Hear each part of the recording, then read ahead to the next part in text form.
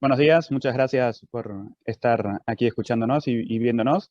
Vamos junto al doctor Carlos Luna, quien es profesor de la Universidad de Buenos Aires, de la División Neumología. Vamos a presentar esta charla sobre COVID-19, qué aprendimos. Buenas tardes, Carlos. Buenas tardes, Adrián. Muchas gracias por invitarme a participar junto con vos a dirigir este muy interesante simposio. Así que podemos empezar, ¿verdad? Sí, presentamos en primer lugar a la doctora Telma de Casia, que nos hablará sobre COVID-19 y los trabajadores de la salud. Ella es médica laboral del área de neumología del Hospital de Clínicas de la Facultad de San Pablo. Buenas tardes, Telma. Buenas tardes a todos. El doctor Alejandro Videla, quien es presidente de la Asociación Argentina de Medicina Respiratoria y también jefe del Servicio de Neumología del Hospital Universitario Austral. ¿Qué tal, Alejandro? ¿Cómo estás? ¿Qué tal? Buenos días y buenas tardes, ¿no? Sí. Y por último, el doctor Antoni Torres, quien es catedrático de neumología de la Universidad de Barcelona, también mi mentor en las infecciones respiratorias. ¿Qué tal, Tony? Buenas tardes. Bueno, ¿qué tal? Buenas tardes y buenos días. Buenos días, buenas tardes. Él nos hablará sobre los corticoides y el COVID-19. Vamos a dar inicio con la doctora Telma. Adelante.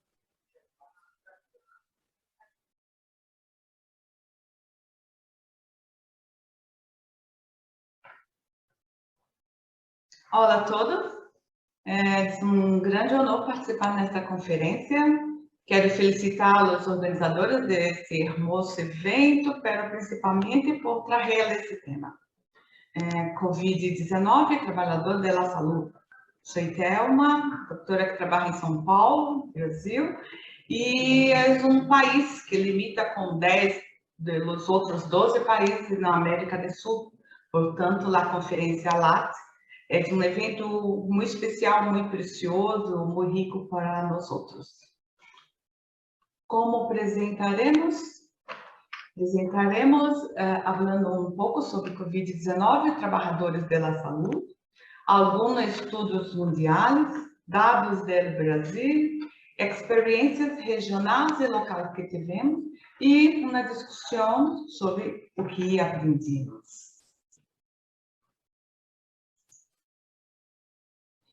A COVID-19, nesse mês de novembro, já temos mais que 5 milhões, superado os 5 milhões de mortos por COVID-19. É um dado muito importante. E os trabalhadores da saúde? Como estamos? Como se passou? Por isso é muito importante, muito rico, falarmos pouquinho acá. Segundo a Organização Mundial da Saúde, os trabalhadores sanitários e assistenciais estão na primeira linha da luta contra a COVID-19. Os dados também apontam que, sobre a base do número de 135 milhões de trabalhadores sanitários empregados em atividade social e da saúde humana da Organização Internacional do Trabalho, OIT, os dados nos mostram de 80 a 180 mortes a nível mundial, com uma estimação central baseada na população de 115 mil mortes. Com esses dados, não somente a Organização Mundial da Saúde, mas a OIT, se vem descrevendo e orientando muitas orientações sobre os trabalhadores da saúde. Pero, no início, não tivemos as orientações. O último relatório da Organização Mundial da Saúde, The Impact of COVID-19 on Health and Care Work, mostra uma comparação do número estimado de mortes de profissionais da saúde. Pelas Américas, acá, se tem nos números mais expressivos. Esse relatório é de setembro de 2020 e 21. É uma importante informação que temos aqui. Tanto a OIT, tanto a Organização Mundial da Saúde, como falei no início, se tem muitas informações, porque as pessoas que trabalham em la frente ou com todas as atividades relacionadas à saúde são a população mais impactante. E aqui se tem 13 passos, 13 orientações que se tem tentado seguir para que protejamos a mais todos esses trabalhadores. Quando falamos um pouco dos impactos, é importante citar que alguns estudos mundiais já vêm se comportando, se debruçando nessa situação. Os primeiros estudos em The Lancet nos mostram e nos revelam que a diferença entre a população que trabalha com saúde e a população, comunidade em geral, nós temos uns riscos bastante diferenciados. Esse é um estudo conduzido ao mesmo tempo no Reino Unido e na USA, e as diferenças se mostraram muito importantes para os trabalhadores da saúde. Uma coisa muito importante com esse período que lá temos, de março de 2020 até agora, as situações específicas na saúde mental, em os outros trabalhadores que não são somente os médicos e os enfermeiros, mas também os terapeutas ocupacionais. Esse aqui é um importante estudo que mostra sobre a mídia, como tratou essas situações.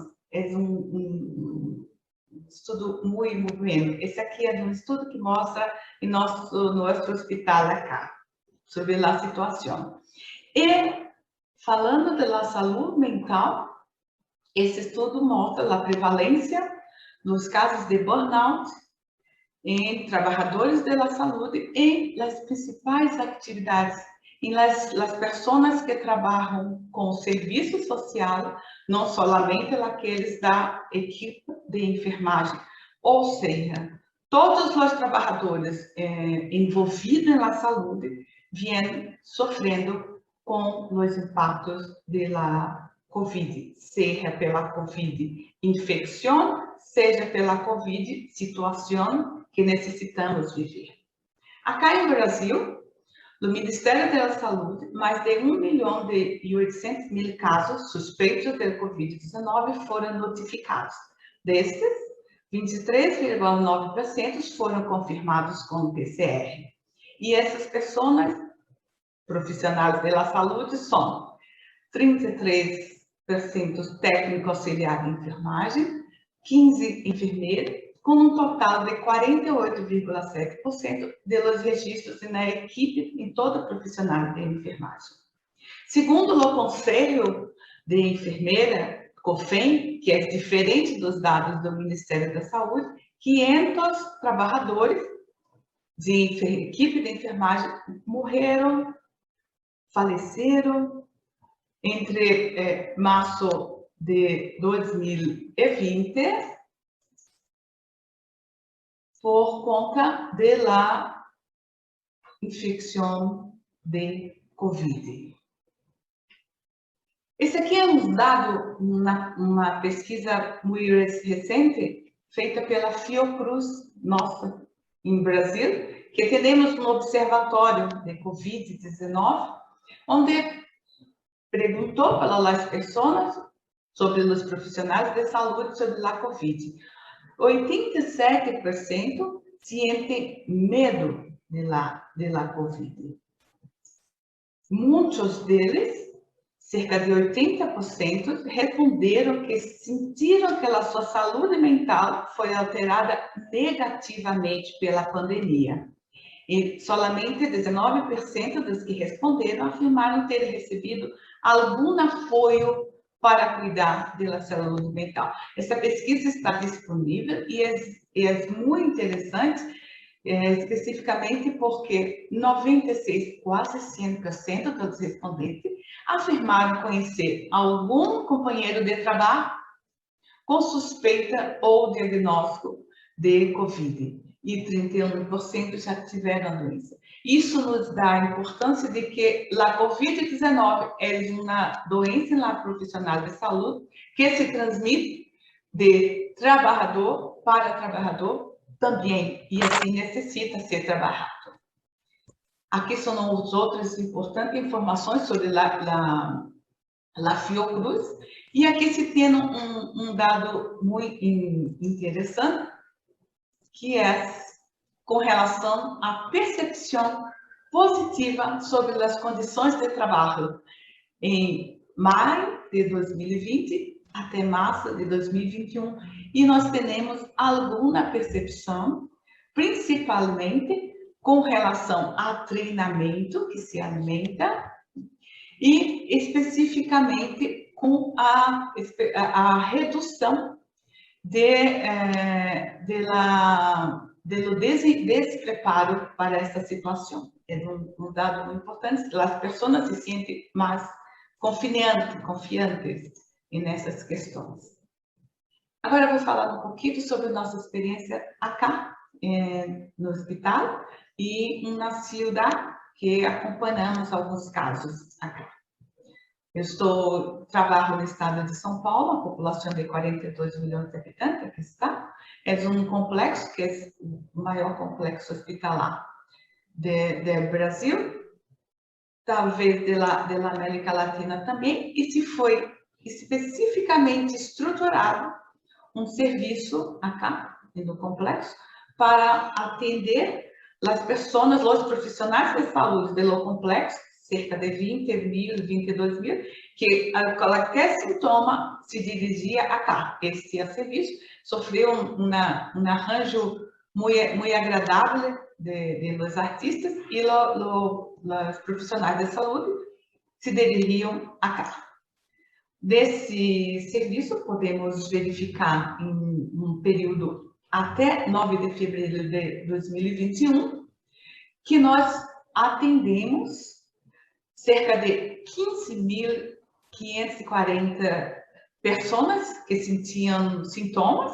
Desses, mais de 10 mil fizeram o exame e 28% dessas pessoas tiveram Covid positivo. Covid-19 positivo, os principais grupos eram as enfermeiras, os médicos, e a idade média era 38,4 anos. Desses que tiveram os casos positivos, desses 3 mil, 385 tinham comorbidades. A principal comorbidade era as doenças cardiovasculares, pero 20% tinham uma doença pulmonar. E uma questão importante também é que acá também, mais de 65% informaram que tinham um contato com outro colega de trabalho que tinham o caso positivo. E 70% disseram que se contactaram e na relação do trabalho. Isso é muito importante porque legalmente necessitamos tratar dessas questões. Esse é uma comparação de nosso caso acá com os casos do Brasil, onde os médicos da instituição tivemos, os doutores tivemos mais casos positivos, uma incidência maior do que no Brasil. Já acreditamos que por conta desse diagnóstico precoce, desse diagnóstico rápido, por termos um serviço específico para o diagnóstico. Essa é uma figura de um artista, Steve Derrick. Eu não sei se você conhece, ele trabalhou todo esse ano com esse, e me gusta muito de estar usando, porque traduz muito as nossas relações. Esse aqui é um outro exemplo local, um município do estado de São Paulo, com cerca de 160 mil habitantes. E no período do ano passado, de março a julho, no município tivemos 15% de los profissionais de saúde atingidos pela Covid. E aproveitamos e fizemos uma comparação com vários outros estudos, referências, ainda não publicamos, mas é uma média muito similar a alguns, diferentemente de alguns outros. 70% mulheres, como os grandes outros. E o mais importante é que 86% desses profissionais da saúde eram sintomáticos também. Esse aqui são os principais sintomas com relação aos profissionais da saúde e à comunidade, à população em geral. E a tosse é mais frequente em profissionais da saúde do que a população em geral. Esse aqui é um dado do Brasil muito interessante, que são as notificações pelo Ministério da Saúde. Nas notificações, nós podemos perceber que a equipe de enfermagem, os enfermeiros, técnicos de enfermagem, as enfermeiras, os médicos, são a maioria. Porém, daqueles que ficaram afastados e necessitaram de um benefício depois, essa equipe de saúde não é a principal. Os técnicos de enfermagem, sim, mas temos aqui os motoristas, os limpadores, os assistentes de escritórios, o que nos faz pensar que os profissionais da saúde têm um quadro importante, a maioria, mas não grave que necessite de um benefício. E aqui, já pensando em finalizarmos, o que tivemos, o que aprendimos, né? A vacinação é muito importante. A Organização Mundial de Saúde aponta: é necessário garantizar que todo mundo se dê prioridade aos trabalhadores sanitários e assistência para receber as vacinas. Mas 10 meses depois, não temos ainda os profissionais da saúde com as vacinas, com as vacinas. E aprendemos que os trabalhadores de saúde são os mais afetados, independente de estar na primeira linha ou não, necessitam ser monitorados. Existe a necessidade de registrar como enfermidade relacionada com o trabalho, considerando que na maioria dos estudos 70% mais há contactado com os pacientes ou com outros companheiros, e é necessário garantir um mantenimento de prova regular de acessibilidade. Esse aqui é uma equipe onde 4 hospitais em São Paulo estamos tentando, durante os exames periódicos da medicina ocupacional, da saúde ocupacional, compreender o que se passa com esses profissionais que estão trabalhando hoje normalmente, mas que têm vários sintomas que se chamamos de uma Covid longa. São 4 hospitais e esses são a equipe que está. Para finalizar, são os objetivos da campanha da Organização Mundial da Saúde, que gostaria de dividir e eu penso que é importante que todos compreendamos, garantir que todo mundo se dê prioridade aos trabalhadores sanitários para receber as vacinas, reconhecer e homenagear, que é uma parte da campanha, obter o compromisso de todos os Estados-membros para se acelerar a construção da pandemia como um todo, e involucrar os Estados pelas partes e reunir as comunidades e pessoas para acabar e receber todos os apoios para profissionais da saúde. Graças por sua atenção e é com muito gosto que falo, é muito importante falarmos da saúde dos profissionais da saúde. Essa é uma fala da Organização Mundial da Saúde que aponta que este ano que estamos, 2021, é um ano internacional dos trabalhadores sanitários e assistenciais. Eu não sei se é do conhecimento de todos, mas é importante deixarmos claro. Graças por sua atenção.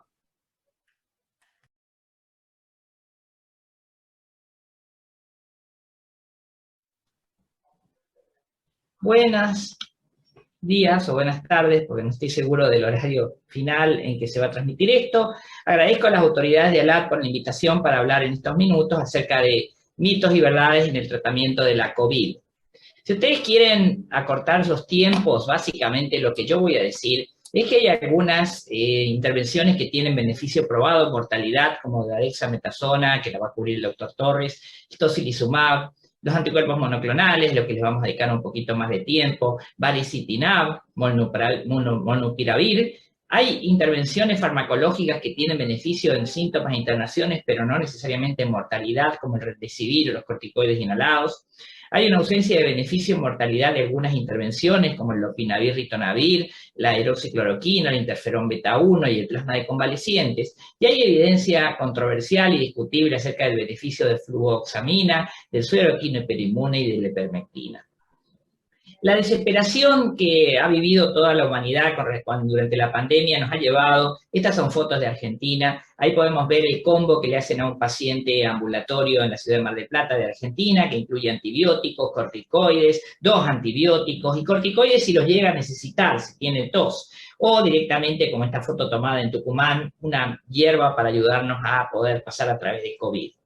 Dicho esto, el músico argentino, que creo que está radicado en España, Morris, decía que de nada sirve escaparse de uno mismo, y ha habido como un montón de intervenciones farmacológicas que mostraron promesa para ayudarnos con la COVID y que finalmente fallaron. Y ese cementerio de intervenciones que visitamos el 31 de octubre, hace pocos días en Halloween, podemos volver a visitarlo. Básicamente es muy importante remarcar que el principal desenlace que nos permite saber si una intervención farmacológica sirve para tratar la COVID es la mortalidad, y tenemos que tomar con mucha reserva cuando nos informan un desenlace distinto de la mortalidad. Vamos a empezar hablando de los anticuerpos monoclonales. Los anticuerpos monoclonales, hace poco se actualizó el metaanálisis publicado en BMJ, financiado por la Organización Mundial de la Salud, en donde participan varios investigadores de Argentina y de Chile, en el cual se evaluó el efecto de las terapias con anticuerpos y celulares para el tratamiento de la COVID. Ahí se vio que casirivimab, indevimab, bamlanivimab asociado a tezimilivimab, isotrovimab, y ya creo que no voy a tener que decir ningún más si Dios quiere, no se asociaron con una disminución de los riesgos de internación, que variaron más o menos entre un 17 y un 30% de disminución de riesgo de internarse. No demostraron ninguna de estas intervenciones un impacto significativo en mortalidad. Incluso en un publicitado paper de sotrovimab, que apareció en New England hace muy poco, no se pudo ver un efecto estadísticamente significativo de disminución de mortalidad para el uso de anticuerpos monoclonales. Por consiguiente, acá en Argentina, un organismo gubernamental que emite recomendaciones, que es la Comisión Nacional de Evaluación de Tecnologías Sanitarias, resumió la información de estos metaanálisis, diciendo que los pacientes con COVID-19 grave o crítica, que tienen serología negativa, ausencia de anticuerpos en sangre, podrían beneficiarse del uso de la combinación casirivimab-indivimab, más conocida como Regencov, por disminución de la mortalidad, la necesidad de ventilación mecánica y por beneficio en la resolución de síntomas. En pacientes con COVID leve o de comienzo reciente, la combinación probablemente reduzca las hospitalizaciones y el tiempo de resolución de los síntomas sin efectos adversos graves. Y quizás podría disminuir el riesgo de contagiarse en aquellas personas que han sido expuestas al riesgo. La gran problema es la dificultad de implementar estas intervenciones muy precozmente, porque tienen que ser iniciadas en los 5 días de la exposición, y además la dificultad del costo alto que tienen, y además muchas de estas requieren tratamiento endovenoso. Las recomendaciones del NIH en Estados Unidos han incorporado a aquellos pacientes que no requieren hospitalización ni oxígeno, que pueden ser candidatos al tratamiento con corticoides, con anticuerpos monoclonales. Y en este grupo recordaron que no se deberían usar corticoides. En cuanto a los antivirales, todavía no se cerró la polémica con respecto al tema del remdesivir. Sabemos que los trabajos publicados de remdesivir, financiados por el laboratorio farmacéutico de remdesivir, mostró que en una población de unas 1000 personas con edades medias de 50 años y 64% de varones, 55% con 2 o más comorbilidades, 50% con hipertensión, presentaron, aleatorizados a remdesivir contra placebo, 200 miligramos en el día 1 y 100 miligramos en 9 días sucesivos, presentaron menor mediana de días al alta en el grupo tratado y una mayor frecuencia de mejoría clínica al día 15 en grupo tratado. No se vio en este grupo beneficio en la mortalidad, pero analizando el subgrupo de aquellos pacientes que no necesitaban oxígeno y que probablemente tenían enfermedad más leve o más precoz, había un beneficio con una disminución de riesgo de mortalidad de un 30%. Esta disminución era estadísticamente significativa y es por eso que los que se apoyan en apoyar la recomendación de remdesivir citan estos resultados. Ahora bien, los resultados del estudio Solidarity realizado por la OMS en muchos otros países, en donde se evaluaron varias intervenciones farmacológicas para el tratamiento de la COVID, no encontró beneficio. Es decir, tuvieron la misma mortalidad los pacientes que fueron aleatorizados a recibir remdesivir que los pacientes que habían tenido habían recibido el tratamiento de control, con lo cual este es uno del estudio más fuerte en contra de indicar la utilización de remdesivir. Apoyándose estos resultados positivos, el panel del NIH recomienda que en aquellos pacientes hospitalizados que requieren oxígeno suplementario reciban remdesivir cuando requieren un tratamiento suplementario mínimo, y en el grupo que presenta mayor necesidad de oxígeno suplementario, utilizar la combinación de remdesivir con dexametasona. Esto contrasta con lo que recomienda el metaanálisis de BMJ, financiado por OMS, que sugiere en contra de la administración del remdesivir como tratamiento habitual, justamente tomando pie de los resultados de tratamientos que mostraron falta de efecto estadísticamente significativo en la mortalidad a los 28 días. No hace mucho apareció un oscuro antiviral llamado molnupiravir, que mostró un aumento del tiempo, la depuración del virus, perdón, disminución de la depuración, del tiempo de depuración del virus SARS y una disminución de la carga viral expresada por un grupo de 200 voluntarios, una fase 1-2.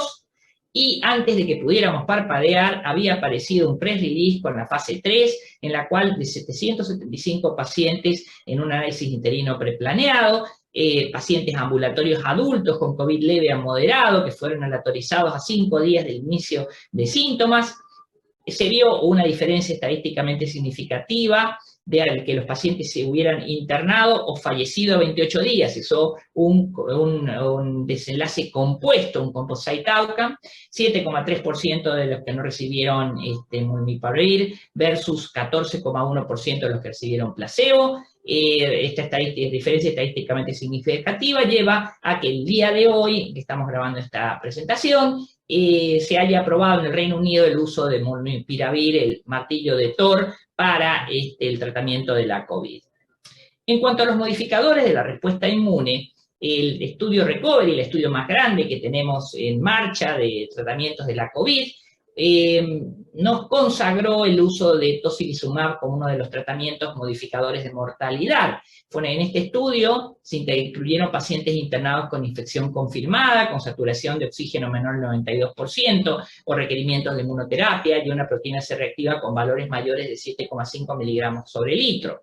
Estos pacientes recibieron bien una o dos dosis de tocilizumab endovenosa, 400 u 800 miligramos sobre peso, y se los comparó contra el cuidado habitual. En este estudio se usó el desenlace más estándar, que es la mortalidad a 28 días, y se reclutaron 4.000 pacientes, de los cuales 82% también tenían corticoides agregados. Los pacientes tenían una edad media de 63 años, 66% eran varones, habían pasado más o menos 9 días desde la fecha de inicio de síntomas, 13% estaban en NRM, la mitad de ellos tenían alguna comorbilidad, siendo lo más frecuente la diabetes.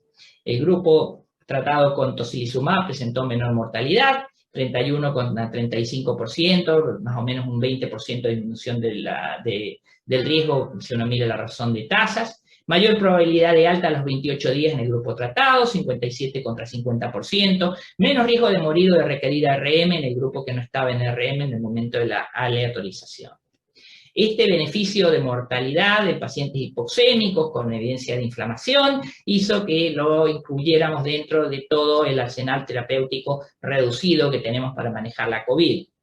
Los autores del estudio publicado en Recovery complementaron la presentación de la información con un metaanálisis de los estudios anteriores que habían aparecido con respecto al uso de tocilizumab y resumieron estos hallazgos diciendo que el uso de tocilizumab se asociaba a un 20% de disminución de riesgo de mortalidad, aproximadamente.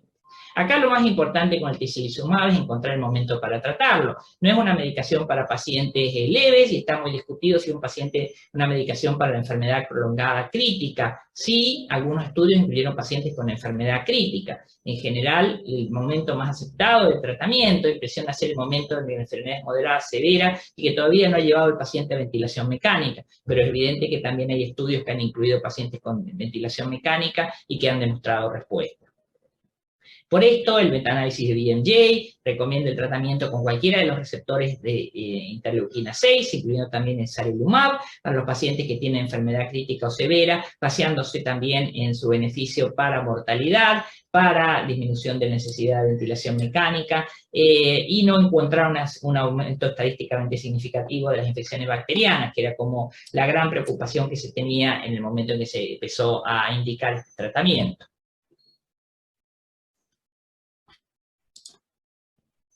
El NIH también ha incluido al tocilizumab en sus recomendaciones para aquel grupo de pacientes que están requiriendo oxígeno en alta dosis o que requieren ventilación no invasiva, y también para el grupo de los pacientes ventilados o que requieren circulación extracorpórea.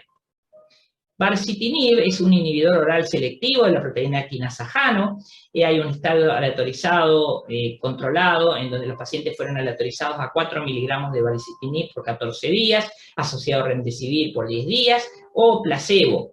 Acá el desenlace fue buscado, fue el tiempo a la recuperación, y allí en los pacientes que fueron asignados a baricitinib y remdesivir, mostraron una recuperación más corta, de un día de tiempo de recuperación menos que los pacientes no tratados. Encontraron una mejoría clínica que no fue estadísticamente significativa y no encontraron beneficio estadísticamente significativo de la mortalidad. Es decir, que básicamente el beneficio, según lo que los autores interpretan, fue una reducción del tiempo de mejora en pacientes que tenían oxígeno alto flujo en particular, o en aquellos pacientes que requerían RM.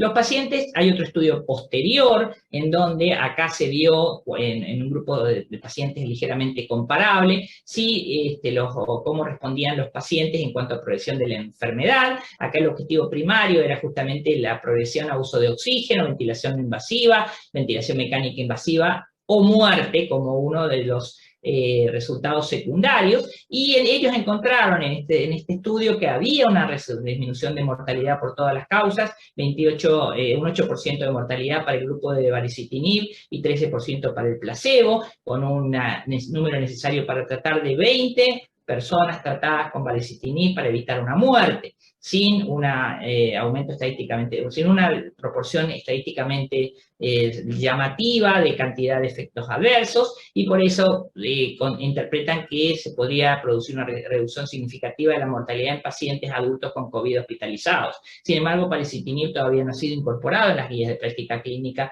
en la mayoría de los lugares.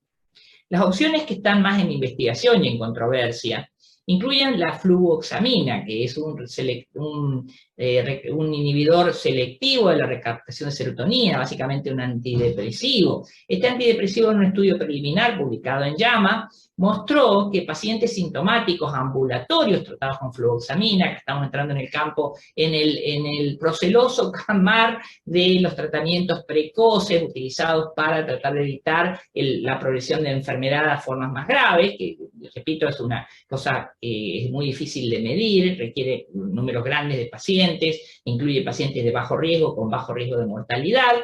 Entonces acá encontraron que se encontró una disminución de riesgo, una diferencia entre grupos estadísticamente significativa del porcentaje de pacientes que presentaron deterioro clínico en los 15 días, definido por aparición de disnea, neumonía o requerimiento de oxígeno con desaturación menor del 92%. 0% de los pacientes tratados con fluvoxamina, en un grupo chico, 80 pacientes, presentaron el desenlace, mientras que 8% de los que estaban con placebo lo presentaron. Como los mismos autores lo dicen, una muestra pequeña y un seguimiento corto, a 15 días, limitan el poder tomar, el poder extrapolar o medir con fuerza los resultados.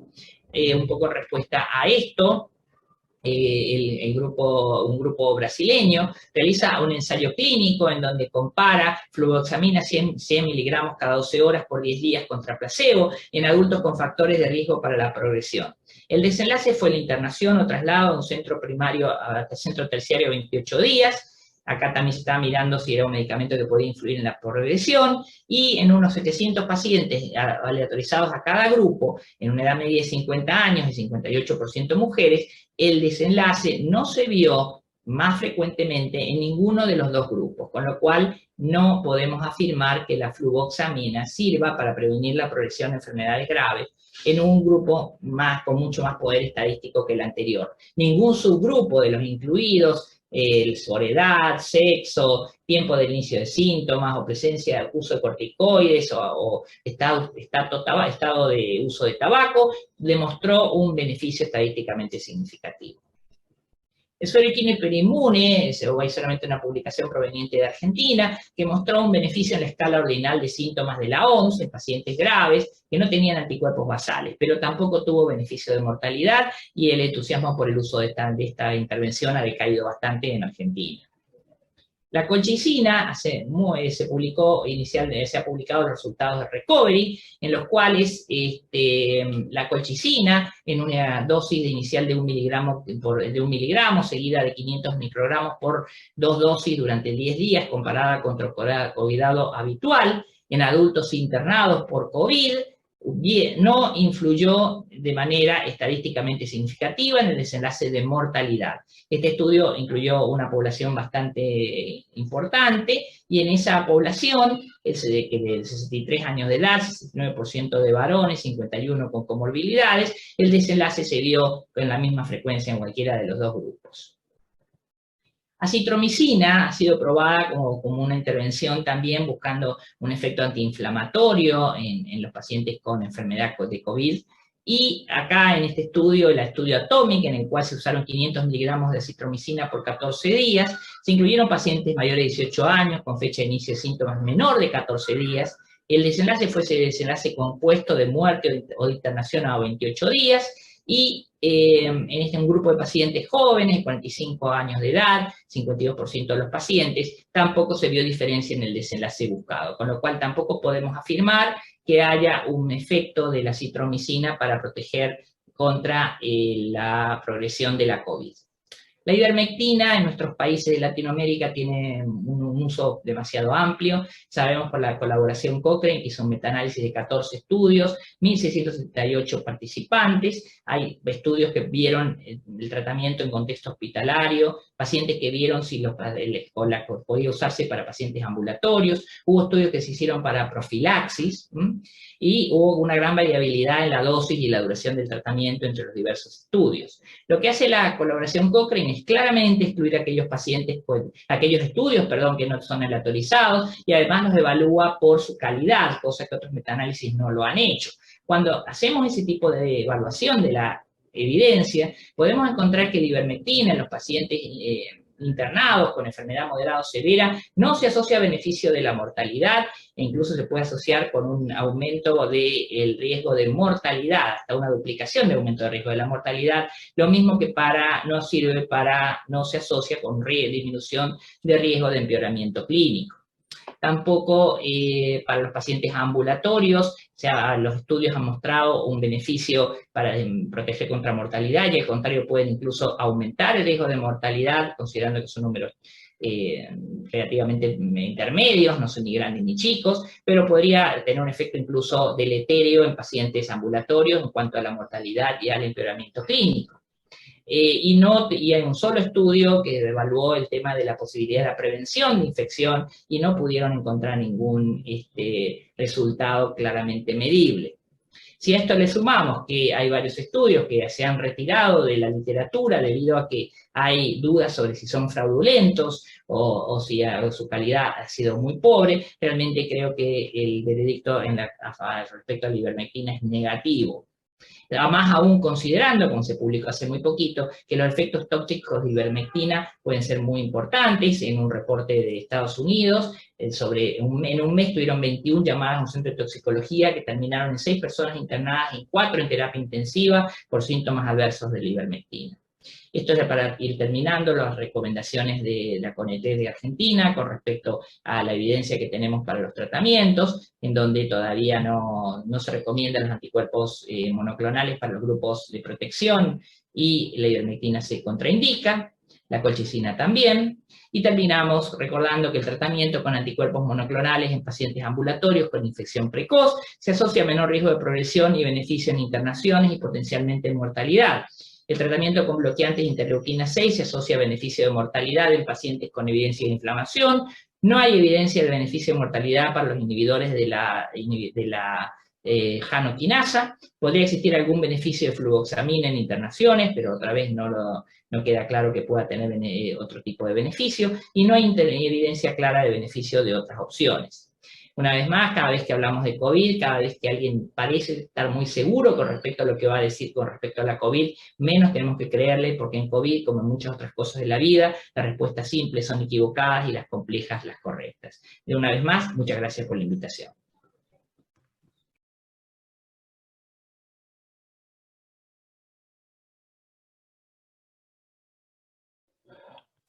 Bienvenidos a esta charla y a este simposio sobre qué hemos aprendido en la COVID. Y yo les voy a hablar de corticoides, la administración de corticoides y algunos aspectos que todavía están por resolver. Muchas gracias al comité organizador por haberme invitado a este simposio y un saludo a mis amigos Carlos y Adrián, que están haciendo de chairman de todo el simposio. Mi nombre es Antonio Torres, trabajo en el Hospital Clínic y en la Universidad de Barcelona y soy neumólogo e intensivista respiratorio. Bien, ¿cuál es el background de los corticoides en las infecciones pulmonares? Bueno, los corticoides parecen disminuir la mortalidad en la neumonía comunitaria grave y hay varios metaanálisis que lo sugieren, pero siempre se repiten los mismos estudios, pero sin embargo no están recomendados como rutina en las últimas ITSA-ATS Guidelines publicadas en 2019. Por otra parte, parecen incrementar la mortalidad en la neumonía por gripe grave y tienen efectos secundarios importantes tanto en el MERS como en el SARS. El beneficio en otras enfermedades víricas que no son el COVID es desconocido. Por ejemplo, el virus respiratorio sincitial.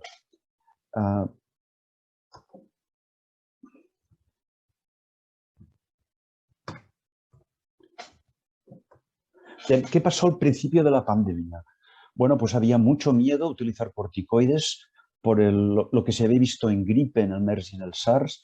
Las recomendaciones internacionales estaban en contra de su utilización, pero muy taxativamente, pero sin embargo los clínicos los utilizaron en primera línea y enfrente de una situación desesperada. Ven aquí lo que se decía en la recomendación número 4 de las ITSA Guidelines publicadas en el 2020, que las recomendaciones sugerían en contra de la utilización de corticoides. Una recomendación condicional y que en el caso de distrés lo que se recomendaba era que los pacientes se utilizaran solo corticoides en el contexto de ensayos clínicos.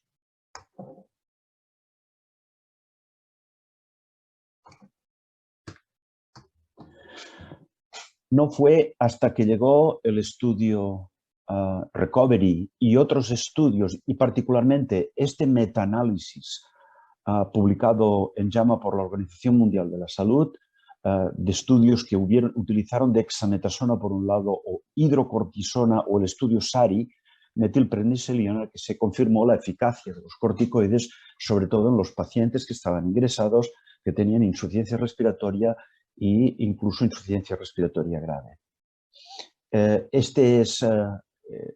Detalles más de este metaanálisis con algunos subgrupos en los que se incluía la necesidad de ventilación mecánica. Se siguió viendo que eran efectivos en disminuir mortalidad en los pacientes que requerían ventilación mecánica, en aquellos particularmente que no necesitaban medicación vasoactiva al ingreso, era independiente de la edad, con esta franja de 60 años, era independiente del sexo y era independiente también el efecto beneficioso de cuántos días llevaban de síntomas los pacientes. Un aspecto que preocupa mucho cuando se administran corticoides en estos pacientes tan graves son los efectos secundarios, y no se encontró que hubieran más efectos secundarios en los pacientes que recibían esteroides versus los que no lo recibían. Quizá aquí faltaba, no está todavía dilucidado completamente, qué pasaba con las infecciones nosocomiales y en particular la neumonía asociada a la ventilación mecánica. Previamente a todo esto, en el distrés, que es la forma más frecuente de paciente grave en el COVID que requiere ventilación mecánica, este estudio nos enseñó o nos sugirió que los pacientes que recibían corticoides, que son las líneas discontinuas amarillas, en este caso tenían mayor mortalidad. Esto se acompañó de esta editorial de Mazzei and de Wick, en los que se reflexionaba sobre cuándo se tenían que administrar los corticoides. Si se administraban muy pronto, en pacientes asintomáticos o con enfermedad leve, podrían empeorar la enfermedad. En cambio, cuando se sugería por los autores que cuando se administraban a pacientes más graves, podían ayudar a la resolución de la enfermedad, disminuyendo la inflamación y disminuyendo quizás la replicación viral, pero este es un tema que todavía está en entredicho. Bien, sin embargo, un estudio observacional de Wuhan, también previo a estos estudios y a estas reflexiones de Mazzei y Wick, vieron que claramente con muchos pacientes, pero era observacional, había una disminución de los pacientes que tenían distrés respiratorio agudo y que recibieron corticoides. En estas tres fases del COVID que todos ustedes conocen, probablemente la controversia es cuándo hay que dar los corticoides, que ahora son el estándar de care. Y vean que este intermedio 2, esta fase 2, que es la fase pulmonar 2A y 2B, pueden ver que en este aspecto todavía no está exactamente determinado cuál es el tiempo de inicio de los corticoides sin que hayan efectos secundarios. Parece claro, por algunos estudios, que deben administrarse precozmente cuando el paciente ingresa en cuidados intensivos para disminuir la necesidad de ventilación mecánica o incluso antes de intensivos, cuando tiene una insuficiencia respiratoria grave, y este estudio de Van Paassen en Critical Care nos enseña que son efectivos, en este caso, en reducir la progresión de la enfermedad. Sin embargo, otros los han utilizado antes, al inicio o a los pocos días de la hospitalización, sin que haya progresión todavía. Por ejemplo, en este estudio de Clinical Infectious Disease demuestran que con un outcome compuesto, que es muerte más fallo respiratorio que necesita ventilación mecánica, en este caso se reducía, se mejoraba este outcome compuesto. Hay que decir que los corticoides probablemente se están utilizando demasiado en muchísimos pacientes y de forma precoz, incluso en pacientes ambulatorios, y creo que esto no es correcto. Otro estudio, en este caso de los anestesistas españoles, una base de datos, sobre todo desde el principio de la pandemia, también nos sugieren que la administración precoz de corticoides en la UCI, no fuera de la UCI, disminuye la mortalidad, el riesgo de mortalidad de los pacientes.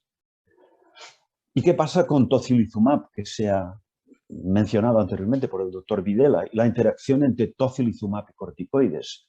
En este estudio, los hallazgos del principal estudio sobre tocilizumab se vio que mejoraba la supervivencia y otros outcomes clínicos en un grupo amplio de pacientes con COVID-19 que tenían insuficiencia respiratoria. Aquí pueden ver los subgrupos, otra vez, que creo que es muy importante, en el que mejoran la supervivencia entre 70 y 79 años, pero no es así más de 80 años, más en hombres que en mujeres, no hay diferencias en la etnia, beneficia más el tocilizumab cuando hay menos de 7 días de inicio del tratamiento y se benefician más cuando no hay soporte ventilatorio. Y muy importante, y por eso me he referido a tocilizumab, que lo que hay es un aumento del beneficio en la disminución de la mortalidad, 12% adicional, cuando corticoides se asocia a tocilizumab, que es una de las cosas que está haciendo. En esta diapositiva, en este review publicado por Ignacio Martín Loeches y por mí, en European Respiratory Review, pueden ver algunas comparaciones entre las características de cómo deben administrarse o de cómo se han administrado los corticoides en la neumonía comunitaria grave y en el COVID-19.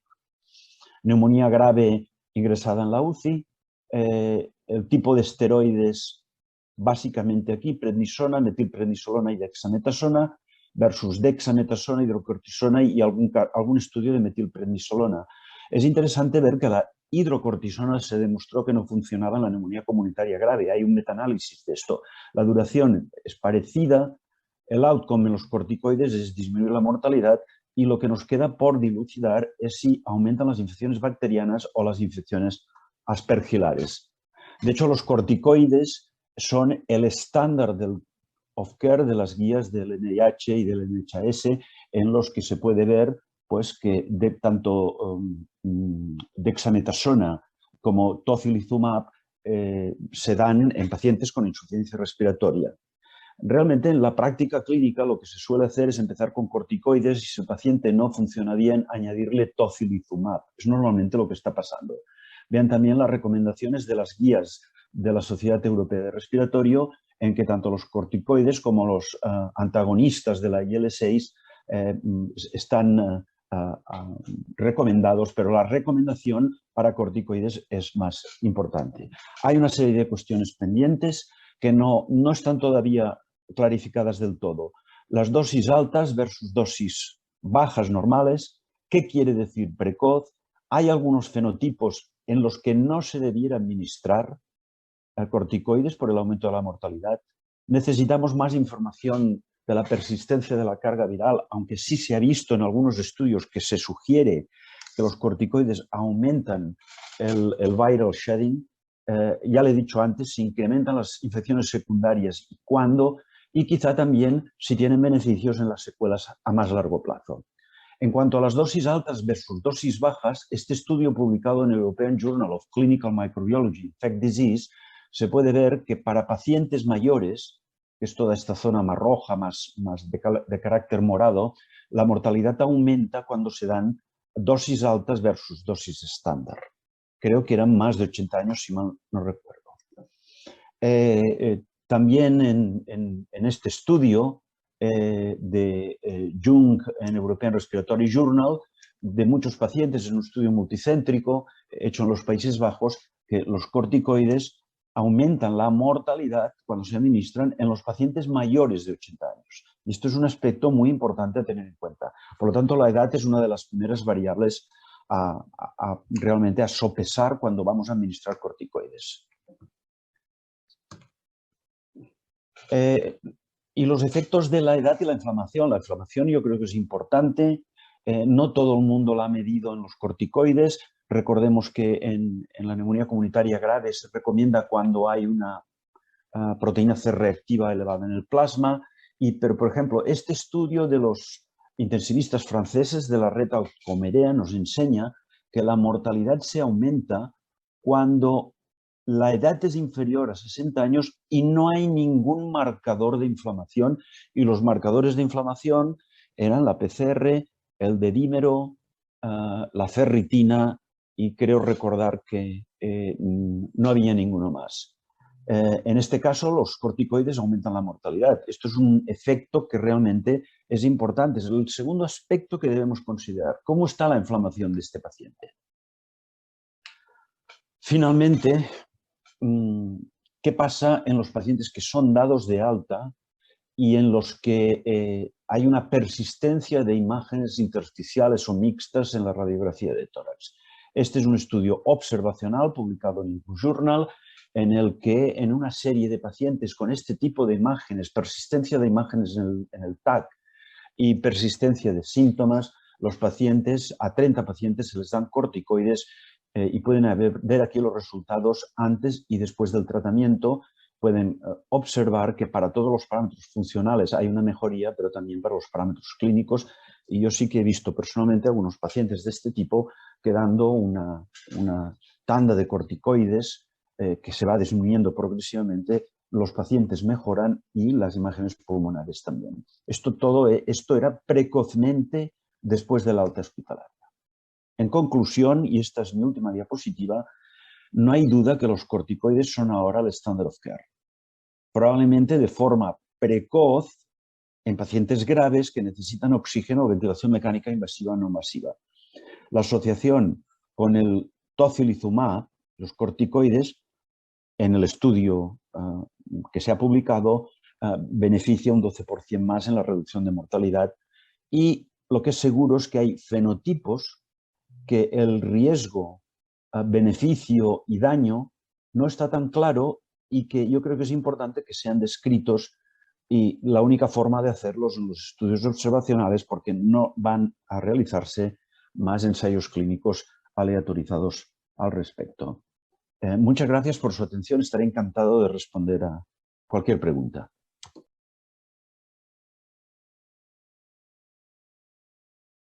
Todos por sus excelentes ponencias. Carlos, si quieres comenzar con las preguntas.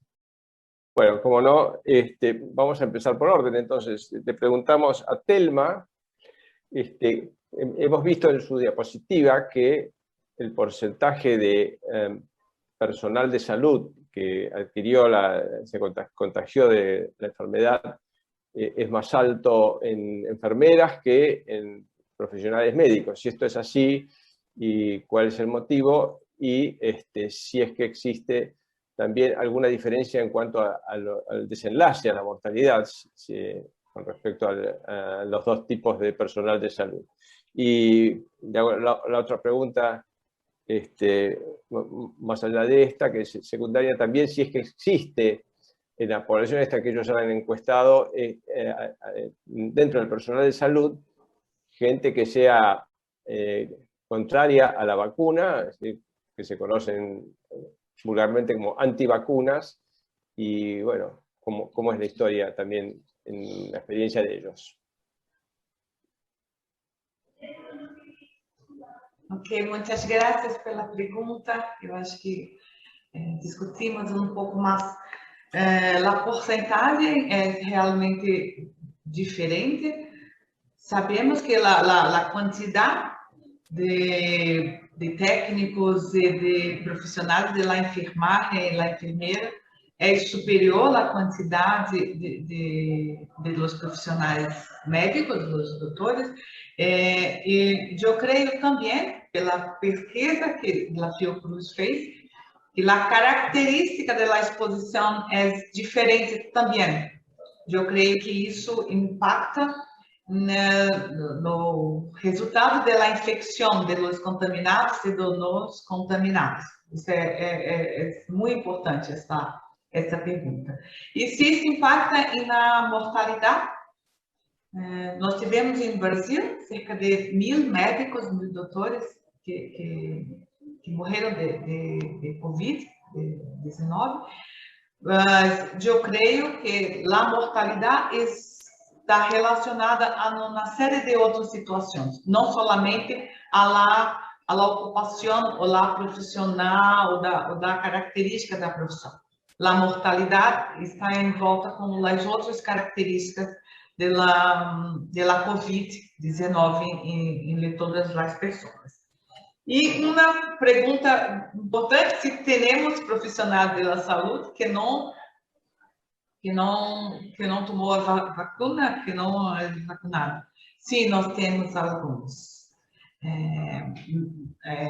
Aqui em nosso serviço e em vários outros, os necessários estão solicitando o comprovante e alguns estão apresentando a justificativa para não tomar. Isso é muito grave porque nós sabemos que as vacinas são um passo importantíssimo para controlar a pandemia. Não somente para a pessoa, mas para toda a sociedade. E estamos nos empenhando em divulgar cada vez mais sobre a importância das vacunas, especialmente para os profissionais da saúde. Mas existe, sim, infelizmente, existe um número. Não temos esse número notificado, ainda não, mas temos alguns, sim. Muito importante a sua pergunta para que possamos lembrar da importância de se vacunar todos os profissionais da saúde. Muchas gracias. No sé si respondieron a todos. Muchas gracias también por tu respuesta. En todo el mundo se ha visto que es así. Bueno, parte de la población tiene esta conducta y bueno, para nosotros es malo, pero bueno, es una cosa que existe. Bueno, la otra pregunta que hablamos con Adrián para preguntarle es a Alejandro Videla, que dio una charla muy extensa y profunda respecto de el tratamiento medicamentoso de COVID. Le quería preguntar sobre seguros que han quedado en el tintero, algunas cuantas que él incluso ha mencionado en su introducción, y a ver si se podría de paso extender en qué ha pasado con otros tratamientos, quizás algunos muchos discutidos, que no se pudo mencionar en el corto lapso de tiempo que tuvo en la charla. Sí, gracias por la oportunidad, porque obviamente en un tiempo reducido había que elegir algunas intervenciones y dejar de lado otras. A mí me parece prometedor, por lo menos hoy se publicó en un preprint, un metaanálisis de los estudios sobre corticoides inhalados, que hay 3 estudios con budesonide y 1 con ciclesonide, que en conjunto muestran un 40% de disminución de riesgo de síntomas al día 14, pero no alcanzan a disminuir el riesgo de hospitalización. Con lo cual, por lo menos, tenemos evidencia de un tratamiento sintomático que funciona para COVID y que en algunos de los trabajos parece disminuir el riesgo de progresión de síntomas. Y es un tratamiento barato, con lo cual creo que el corticoide inhalado merece que lo tengamos, por lo menos le demos el beneficio de la duda. Después, bueno, hemos perdido, ya tenemos evidencia negativa fuerte respecto a hidroxicloroquina, a lopinavir, ritonavir, o sea que ya los tenemos fuera del arsenal terapéutico. Y hay 2 tratamientos que no sé qué nivel de popularidad tiene en Latinoamérica, en Argentina se ven bastante el uso todavía, que es el ibuprofeno inhalado, que hay solamente un trabajo con referato publicado en la literatura y donde hay muy serios problemas de diseño e interpretación de los resultados. El resultado es un outcome secundario y además el trabajo no es aleatorizado, con lo cual no podemos hacer ninguna interpretación de esto. Y por el otro lado, dióxido de cloro, que carece de fundamentación en la literatura médica. La popularidad de esto como tratamiento profiláctico, como profilaxis para infección por COVID es prácticamente inexplicable, la popularidad que ha tenido, y yo creo que en la medida en que progresen los programas de vacunación en nuestras poblaciones, va a haber menos gente que se vea tentada de usar esto. Yo creo que a mí me llama la atención y en general la interpretación que uno ve, porque uno se pregunta por qué pasan estas cosas. Por lo menos con ivermectina, las mismas personas que estaban propalando su uso son personas que por un lado se pusieron en contra de las vacunas y por el otro lado estaban vendiendo estos tratamientos, por lo menos en Estados Unidos, con lo cual me parece que a veces los intereses para proponer este tipo de intervenciones son medios espurios, ¿no? Pero bueno, yo creo que por lo menos tenemos ahí una posibilidad. Después, bueno, una cosa que no mencioné porque también es muy rápida y reciente, es que también hay un antiviral oral de Pfizer, que parece que tiene más beneficio incluso que el de Merck, el molnupiravir, perdón, así que quizá, bueno, está abierta la discusión con respecto a este tema, a ver cuál de los dos, obviamente no hay comparaciones cabeza a cabeza, pero la posibilidad de tener un antiviral de oral, si el costo es razonable, podría ser una cosa muy atractiva para el escenario de la profilaxis y para los pacientes precoces de alto riesgo. Bueno, gracias. Tenemos una pregunta para Tony Torres relacionada con su charla acerca de los corticoides. La verdad es que es cierto que es el medicamento que más impacto ha tenido, sobre todo en lo más duro, que es en la mortalidad, Y bueno, él siempre ha sido, yo creo que desde que lo conozco, defensor de los corticoides, y es una batalla, esta es una batalla ganada que, bueno, que la debe tener bastante contento en ese aspecto. Sin embargo, claro, los corticoides, como él mencionó, también tienen un efecto adverso en otras neumonías virales, y él mismo mencionó también algunas contraindicaciones que tiene.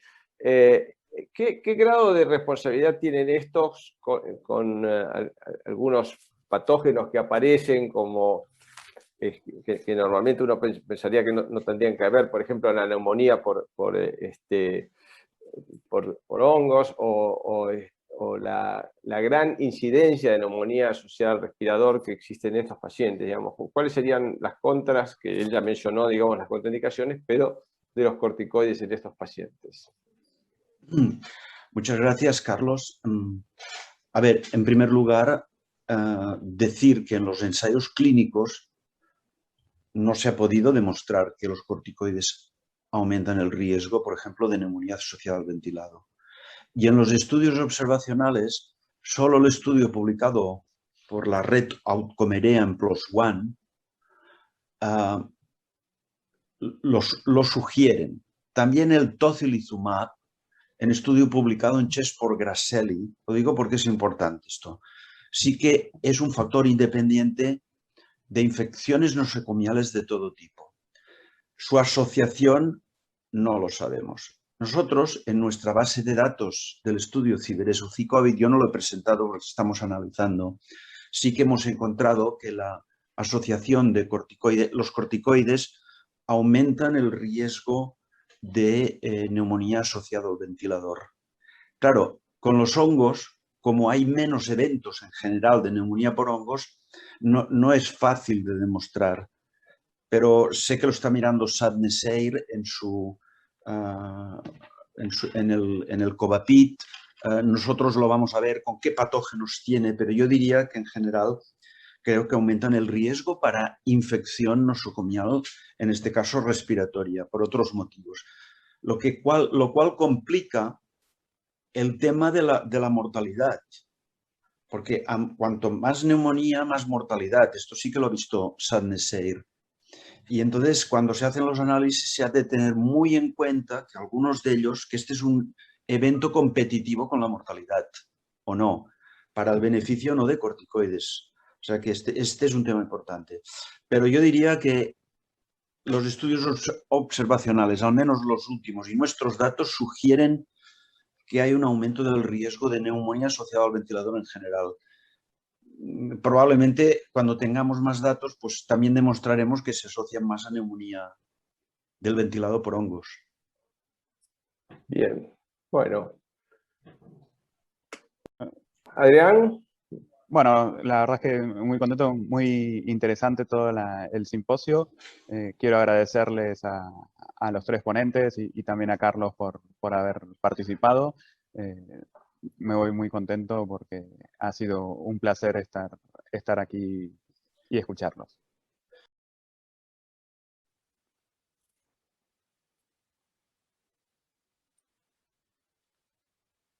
Hola. Bueno, ahora vamos a presentar el trabajo Influencia de las variantes genéticas de los niveles plasmáticos de TNF y sus receptores y su relación con la severidad de COVID-19. Los autores son Ingrid Fricke Galindo, Ivette Buendía Roldán, Yadira Palacios Rodríguez, Andy Ruiz, Gloria Pérez Rubio, Rafael de Jesús Hernández Centeno, Leslie Chávez Galán y Ramsés Falfán Valencia del Instituto Nacional de Enfermedades Respiratorias Ismael Coyo Villegas. Adelante. Muchas gracias, doctor. Bueno, se ha reportado que en formas severas de COVID-19 se produce una respuesta hiperinflamatoria caracterizada por la liberación descontrolada de citocinas, entre ellas interferón, interleucinas y el factor de necrosis tumoral alfa, que produce cuadros más severos de la enfermedad. Se han asociado variantes, particularmente en el gen de TNF, con distintos padecimientos relacionados a inflamación, incluyendo de tipo de respiratorios. Sin embargo, no se ha estudiado el impacto de variantes genéticas en los niveles de TNA-alfa soluble y sus receptores de forma soluble relacionados con la severidad de COVID-19. Por ello, nuestro objetivo fue evaluar la asociación de variantes genéticas en el gen que codifica para TNF y sus receptores 1 y 2 con la gravedad de COVID-19 y los niveles plasmáticos de las formas solubles de TNF y sus receptores en pacientes con COVID-19 graves. Para ello, se incluyeron 1.353 pacientes con diagnóstico confirmado de COVID-19, en los cuales se realizaron la genotipificación de 6 variantes en los genes que codifican para TNF y sus receptores. En un subgrupo de 334 pacientes, se realizó una determinación de los niveles plasmáticos de las formas solubles de TNF y sus receptores. En 115 de estos pacientes se realizó una segunda determinación 10 días después de haber tomado una primera muestra para comparar los niveles de las citocinas. Encontramos que los niveles plasmáticos de los receptores de TNF fueron significativamente diferentes dependiendo del genotipo de una variante del gen que codifica para el receptor 2 de TNF. Como se puede observar en las gráficas, los pacientes que presentaban genotipo GG presentaban menores valores de las citocinas en comparación con los homocigotos TT y los heterocigotos GT. Asimismo, encontramos que los pacientes con genotipo TT de otra variante estudiada en el gen que codifica para el receptor 2 de TNF mostraron niveles de PAO2-FIO2 más baja que aquellos con genotipo CC y CT. Ambas variantes han sido estudiadas y reportadas para otras enfermedades. La variante asociada con los niveles de receptores presenta un cambio de metionina por arginina en el residuo 196 y se ha asociado con niveles de los receptores solubles en otros padecimientos, así como también en riesgo de diversas enfermedades, incluyendo las de tipo respiratorio y en respuesta a tratamiento dirigido a TNF. La variante asociada con los niveles de PAO2-FIO2 se encuentra en la región no traducida 3' y principalmente se ha estudiado en la respuesta anti-TNF, aunque también se ha asociado con enfermedades como tuberculosis, cáncer y diabetes. En este caso, nosotros concluimos que las variantes genéticas en el gen que codifica para el receptor de TNF influyen en los niveles plasmáticos de ambos receptores de TNF solubles, los cuales están implicados en la gravedad de COVID-19. Además de esto, ¿ustedes pueden comentar algún dato relacionado con la evolución de esos pacientes? Es decir, si esto está relacionado con mayor mortalidad, o si está relacionado con una mayor, con mayor tendencia a la progresión a las formas severas o a las formas críticas que lleven a ventilación mecánica, etcétera. Bueno, estos elementos.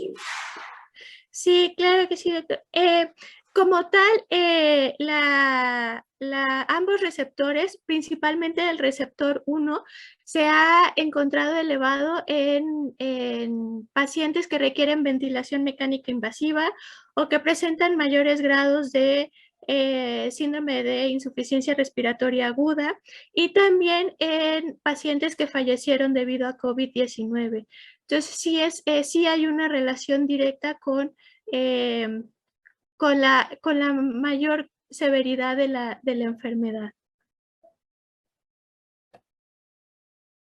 Sí, también, muy interesante también. Y ya que ustedes han estudiado este tema, que bueno, que es un tema que no es de todos los días y que yo la primera vez que escucho, digamos, este tipo de estudio sobre las variantes genéticas, esto también se ve con otras citoquinas, que ustedes sepan, digo, por la literatura, no creo que, bueno, se hayan dedicado a estudiar otras citoquinas también, pero al menos en la bibliografía hay algo al respecto, pues realmente también tendría interés, ¿no? Es decir, sobre todo las citoquinas inflamatorias, como es la TNF-alfa. Sí, claro. Bueno, también hay estudios sobre interleucina 6 y otras interleucinas. Nosotros estamos también trabajando ahorita con interferón también y receptor de interferón. También se está encontrando resultados interesantes. Los estudios de asociación del genoma completo que han salido acerca de COVID-19 están muy enfocados hacia genes que tienen que ver con respuesta inmunológica y procesos inflamatorios. Entonces sí es un área en la que esperemos pues, la información contribuya mucho al conocimiento de la enfermedad. ¿Ustedes creen que esto pueda tener una implicancia directa terapéutica o que esto pueda relacionarse también con el efecto beneficioso, sobre todo en los pacientes graves, con el uso de antiinflamatorios, particularmente el uso de corticosteroides? Sí, puede contribuir. Tenemos como dos ramas. La parte genética nos ayuda uno a identificar individuos que puedan presentar mayor riesgo de susceptibilidad, de severidad de la enfermedad, y la otra es identificar dianas terapéuticas o rutas en donde se puede estar interviniendo para sí controlar el desenlace de la enfermedad. Justo las terapias anti-TNF, de manera más reciente, se ha visto que puede ayudar mucho en mejorar el pronóstico, sobre todo en personas que tienen ya un problema inflamatorio aparte de COVID-19. Y finalmente, hay pacientes que en forma crónica utilizan antiinflamatorios, tanto comunes como incluso biológicos, enfermedades como la artritis reumatoidea, la psoriasis, etc. Esto no tiene que ver con el estudio de ustedes, pero ¿sabes vos que exista algún dato a favor de que estos pacientes que están recibiendo este tipo de medicamentos antiinflamatorios puedan tener una mejor evolución, más allá de que tienen una enfermedad muchas veces inmunosupresora de COVID, o esto no hay datos al momento que puedan comentarse? Lo que se ha visto es que en aquellos pacientes que presentan algún problema ya de tipo inflamatorio, si están mejor controlados, es favorable para su pronóstico. Entonces, si ya tienen un tratamiento, es importante que si están bajo control, el proceso hiperinflamatorio del COVID-19 no será tan grave que si estuviera descontrolado. Bueno, muchas gracias, Ingrid. Felicitaciones a vos y a toda la gente del INER. Bueno, un gusto haber escuchado. Muchas gracias, doctor. Muchas gracias, doctor. De nada. Bueno, y ahora vamos a presentar el trabajo Neumonía asociada a la ventilación mecánica en pacientes con COVID-19 del Hospital Santiago Oriente. Los autores son Luis Verafuentes, Manuel Duarte Arias, Moisés Suet Lichtenstein, Paulette Andino Sarmiento, Paulo Melo Alarcón, Francisco Cés Vergara y Pilar Lora Leaceta. Luis, por favor. Súper. Hola a todos. Muchas gracias a la LAB por permitirnos presentar en su congreso, y como comentó el doctor, nosotros les vamos a hacer presentación de este trabajo. En primera instancia, tenemos que saber que la neumonía asociada a ventilación mecánica, o NAP, como le vamos a llamar de ahora en adelante, es una infección del parénquima pulmonar que es causada en pacientes que se encuentran con ventilación mecánica invasiva por más de 48 horas y tiene una incidencia aproximada de un 40% máximo, lo que se ha registrado en la unidad de cuidados intensivos, asociándose directamente y no en relación a COVID-19 con los días de hospitalización, los días de ventilación mecánica invasiva y con conflicto en la literatura respecto a mortalidad. Por lo mismo, como objetivo, quisimos determinar la incidencia e impacto de la NAP en días de hospitalización, días de ventilación mecánica invasiva y en la mortalidad de nuestros pacientes con COVID-19 en la unidad de cuidados intensivos. Como materiales y métodos, nosotros realizamos un estudio retrospectivo, de cohorte retrospectiva con análisis de datos clínicos de 272 pacientes que fueron hospitalizados de manera consecutiva entre los meses de marzo y julio del 2021, registrando varios datos demográficos, estadía, requerimientos de traqueostomía, los episodios de NAP, entre otros aspectos. Y con ello también definimos, en base a lo que informa el Ministerio de Salud y la Secretaría de Redes Asistenciales para lo que es la definición de NAP respecto a las infecciones asociadas a la atención en salud, como la NAP es un deterioro en la oxigenación, la fiebre, aparición o aumento de broncorrea asociado a una opacidad o condensación nueva o progresión de una existente. Y por nuestra parte agregamos un aspecto fundamental para nosotros, que era el cultivo con un agente etiológico específico. Finalmente, los análisis de datos estadísticos los realizamos con tabla de frecuencia, test-student y feature test. Estos son los resultados de nuestros pacientes. Son 272 pacientes que de manera genérica hubieron pacientes con 54 años de promedio, 25% aproximadamente adultos mayores, con bastante IMC, un 32.5%, harto obesidad también, hipertensos, diabéticos, con ventilación mecánica en un 93% de los pacientes que ingresaron, y eventos de ventilación mecánica prolongada y al menos en un 44%. Y también registramos las dosis de las vacunas realizadas contra COVID-19, debido a que Chile fue prácticamente uno de los primeros países en implementarlo. Y también se ve ahí que tenemos al menos 52 vacunados con 2 dosis. Dentro de ello, lo importante de los vacunados es que hubieron 52, pero 46 estaban vacunados con inmunización completa, de los cuales al menos 24 estaban vivos al final de la hospitalización, y respecto a los fallecidos, 22 fallecieron, o sea, prácticamente la mitad. Y esos fallecidos, todos los que tenían inmunización completa, eran Sinovac. Eran como un dato adicional que tendrá que ver más adelante con neumonía. Finalmente, los resultados propios de neumonía son los que se exponen en esta tabla. Dentro de la edad, al menos para los episodios de NAP que sale acá a la derecha, es un poco mayor la edad, pero sin diferencias significativas. Respecto a la obesidad, tampoco existen diferencias significativas.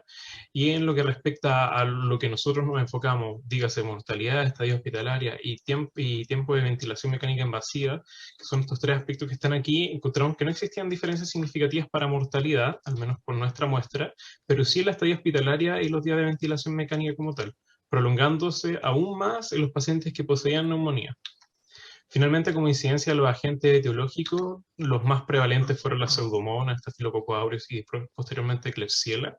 Y dentro de ello nosotros utilizamos los distintos tipos de resistencia, sea BIM, bomba de flujo, sirraporina, para determinar si existe una relación con respecto a la mortalidad, sin diferencias significativas.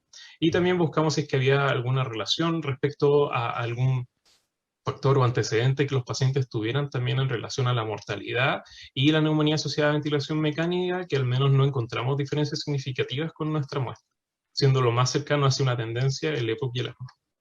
Y finalmente, como habíamos conversado de esto de las vacunas, de los 52 pacientes inmunizados, 46 tenían inmunización completa, de los cuales la mitad falleció y eran Sinovac, quisimos averiguar qué factores estaban involucrados en la mortalidad de estos pacientes que tenían inmunización completa con Sinovac. Y al menos encontramos que respecto al tema del sexo y el tiempo de vacunación no existían diferencias significativas, pero sí encontramos que la edad y el episodio de neumonía asociada a ventilación eran factores que determinaban la mortalidad de estos pacientes. Finalmente, como conclusiones, sabemos que el NAP aumenta la estadia hospitalaria y los tiempos de ventilación mecánica, independiente del motivo, al menos con la bibliografía, y que al menos con este trabajo de COVID-19 se confirma dicha estadística, al menos en nuestro centro, y que la NAP aumenta la mortalidad de los pacientes con inmunización completa que ingresan a UCI, y es igualmente importante ampliar el número de registro, cosa de precisar diferencias en mortalidad, si hay factores involucrados, y también considerar otras variantes de COVID-19 que están apareciendo últimamente. Finalmente, resulta fundamental instaurar medidas de intervención tendientes a optimizar la correcta prevención de estos eventos, ya que al menos por nuestro lado tuvimos una tasa de 31 eventos cada 1000 días, lo cual igual consideramos que es bastante significativo y por lo mismo puede estar en relación directa con el estado de la pandemia, que se necesitaba más personal de salud y que probablemente no estaban muy capacitados del todo debido a los requerimientos continuos de estas personas. Esa es nuestra presentación. Muchas gracias a todos y muchas gracias a Lara. Bueno, tengo muchas preguntas, porque este es mi tema académico, mi tema donde he publicado. Así que, bueno, número 1, la incidencia alta, depende de todos los lugares, pero muy alta, y esto se ha visto en todos los lugares del mundo.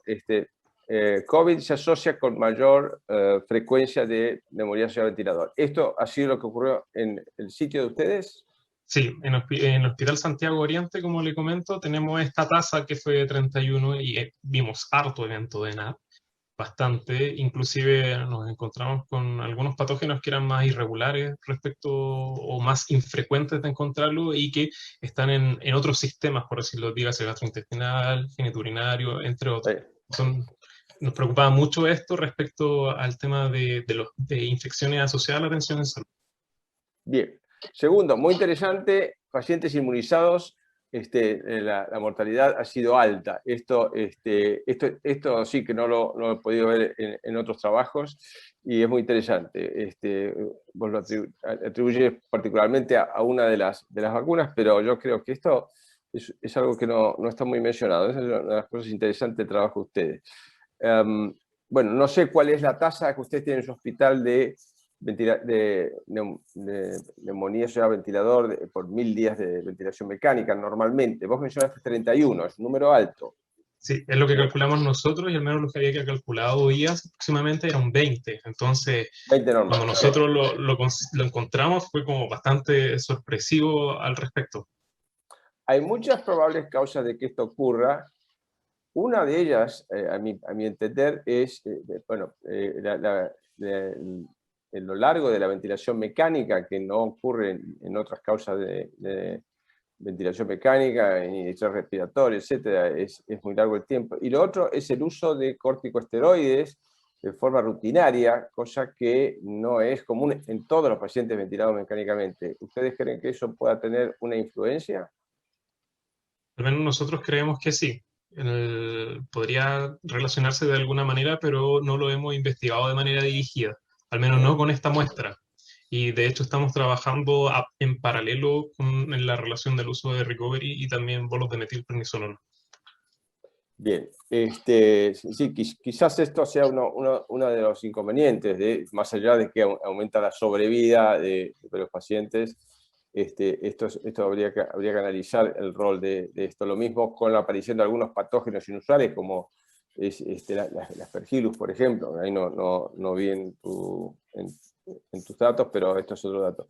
Otro dato importante, ¿qué método diagnóstico para la etiología utilizaron ustedes mayormente, digamos? Aspirado traqueal, lavado broncoalveolar, hemocultivo, no sé, digo, el método... El aspirado.